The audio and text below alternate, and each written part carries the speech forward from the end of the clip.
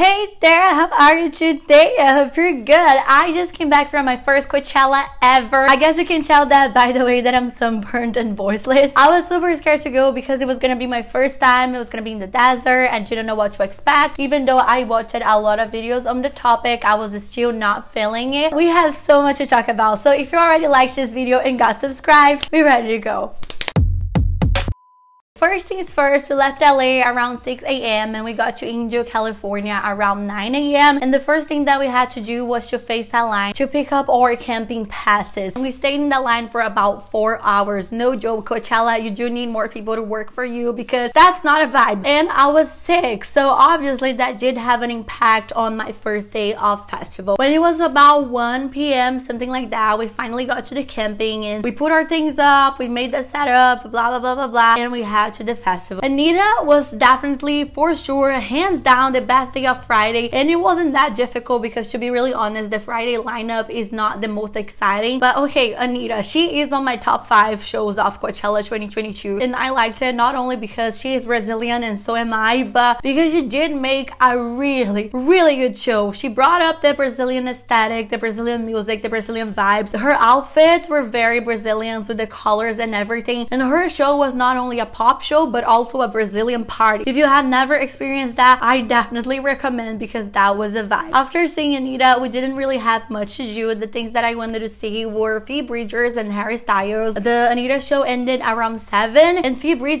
would be only at 9:30, but my friends were not feeling that well, so we decided to go back to the camping. And that was when I realized that camping in Coachella is actually very convenient because, in case you've never been there, just so you know, in the daytime it's very hot, and in the nighttime it's very cold. So you definitely are gonna need a change of outfit or a really good jacket or something to feel good. And speaking of that, by the way, I cared so much about my outfit and I was thinking that everyone was gonna be very well produced and everything, but everyone was chill. So of course we have that wannabe influencers all around and they're very overdressed and everything, and I'm not judging anyone, but like, it's not the vibe for me. So if you're wondering if you're gonna feel bad for not dressing a certain way, don't, because at the second part of the festival in the nighttime I was literally wearing pajamas. By the way, day and night are completely different festivals. Like at day I didn't think it was that much of a vibe, first of all because it's extremely hot. I'm very down to always get to know new music and stuff, but still there are not many things for you to do in there, you know. But at night the lights are so cool, the aesthetics are so great, the shows, I don't know, it sounds better. So we decided to see Phoebe because I love her, but it wasn't being a vibe for my friend. Phoebe, she has this calm vibe aesthetic, this really chill music that I personally love. I was having a really good time, but since I wasn't by myself and I wanted to respect the people who were with me, we decided to do something else, walk around and see some other shows. And here is where things get really interesting because, to be honest, that wasn't a bad idea at all. On the first day of festival, my friend, she had VIP passes that was from her friends that would arrive the next day. Her friend said that we could use the VIP passes to hang out in the VIP area if she was gonna be more comfortable, more calm, or things like that. The only good thing about me going to the VIP area on Friday is that now I know what to expect and I can share with you. And to be really honest, it's not that worth it. Like, I'm always down to get an upgrade on my passes because, but still, the VIP of Coachella is just the good thing is that you can skip some lines. The bathrooms are a little bit better, but shoot, they aren't that good at all. Spoiler. And you cannot really hear the shows that much. You can hear a way better and enjoy a way better when you are outside with everyone. In case you're wondering, in case you're considering, if you have money for that, go for it. But if you don't, like, don't worry about that. Like, you're gonna be fine on GA. While we were there, we just passed by a stage that if you're going to Coachella, you really have to check out because it's not actually a stage. It feels more like a nightclub, and I don't even like nightclubs, but that was a vibe. It was played the Martinez Brothers. It's the Yuma stage, and it was just so much fun. It's literally like a nightclub, but fun. I don't know how to explain that very well. You have to experience that yourself. And the only advantage of the VIP passes is that, like I said, you're gonna get a shorter line than you would on GA. But still, it's totally worth it if you're bored on Coachella. And spoiler, on Friday, if you're going to Coachella 2022, you are gonna get bored. After that, we had to Harry Styles, which was definitely the biggest disappointment of the night, of the festival, maybe of the life, because honestly, he's one of my favorite artists. I always share how much I like him. I really like his music, but what was that show? You know,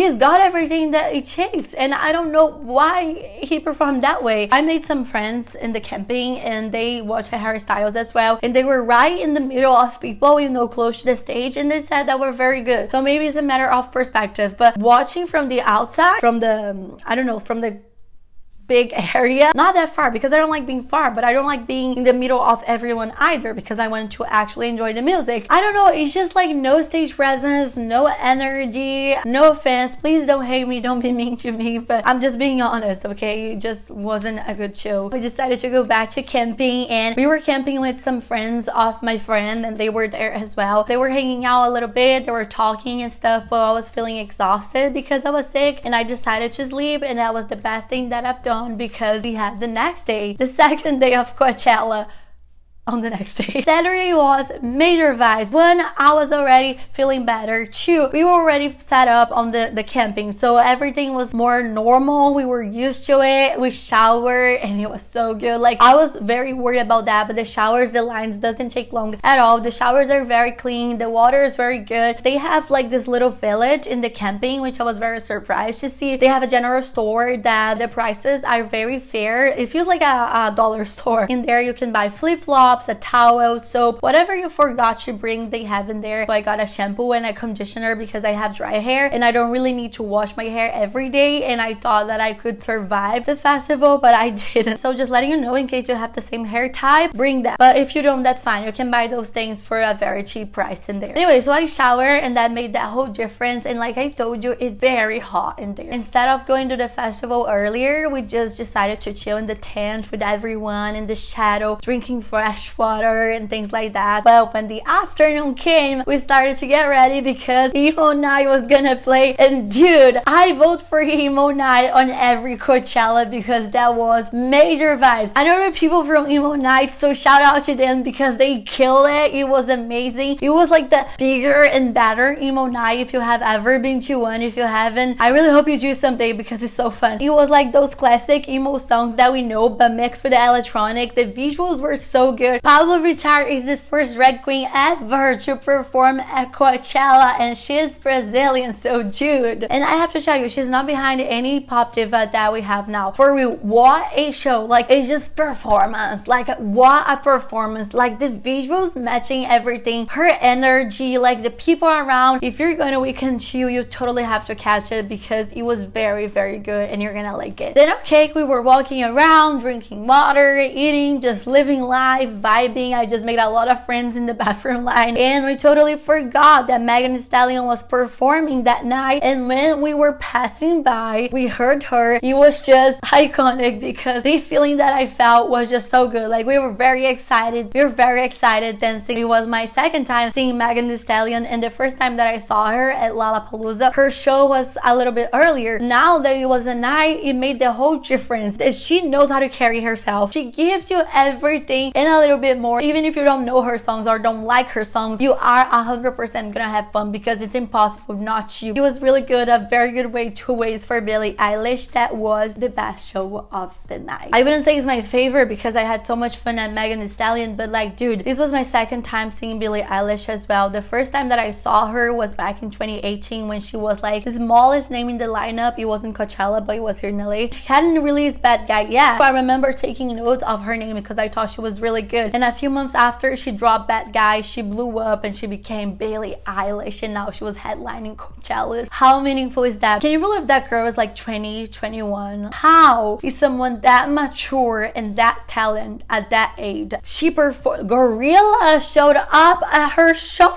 Enough. That's enough. That's all you have to know. Her chemistry with Phineas, her brother, is just so good. Like, they only get better with time. Seeing everyone who was hurt singing that shit out loud, like, this has a reason. I remember exactly what I felt in that moment. Like the wind in my face, like the tears in my eyes, feeling like light and relieved after that. That was insane. Billie Eilish, she deserves everything because She deserves everything. She's so good. Since I was feeling better after a week being sick, and after I had so much energy for catching such good shows, I wanted to go to the after parties, and that was the best idea that I had, because in the camping they have that little village that I told you, and at night it's such a vibe because they turn a lot of lights on, they have like music going on, they still have food, they still have the store open, they have like a chill area, you know, like a lounge where they have hammocks, they have cool chairs, they have games that you can play, and they have like this really cool projector with a lot of visuals, which is a great idea in case you are